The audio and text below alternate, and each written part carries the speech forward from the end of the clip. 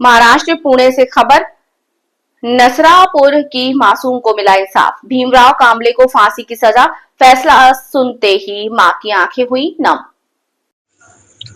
नसरापुर में मासूम बच्ची के साथ हुए जघन्य अपराध और हत्या के मामले में जिला और सत्र न्यायालय ने 65 वर्षीय आरोपी भीमराव कांबले को दोषी करार देते हुए फांसी की सजा सुनाई। पीड़ित पक्ष की ओर से सरकारी वकील एडवोकेट विपुल दुशिंग ने अदालत में मजबूत पैरवी करते हुए महत्वपूर्ण दलीलें पेश की, जिसके बाद अदालत ने आरोपी को कड़ी सजा सुनाई।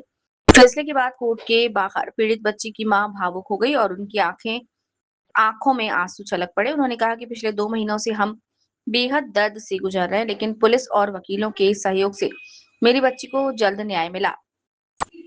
2 महीने के लंबे और दर्दनाक संघर्ष के बाद पीड़ित परिवार को राहत मिली है।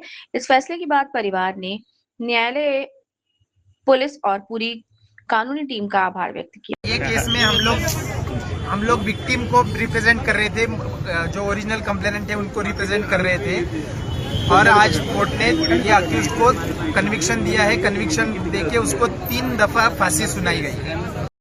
याच्या आधी सुद्धा तो 2 गुन्ह्यातून सुटला होता, त्यामुळे आता लोकांना कळेल की आता सुटणार नाही होता आपण। म्हणजे समाजामध्ये आपण म्हणतोय की हे प्रकरण नाही, हे प्रकरण पुढे आलं, मात्र समाजातील अशा विकृतीबद्दल तुम्ही काय सांगाल? तुमचा लढा हे संपूर्ण 1 मे पासून तुमचा लढा जो आहे आजपर्यंत कसा लढा होता आणि एकूण तोडून काय 2 महिने तुम्हाला कशी येईल?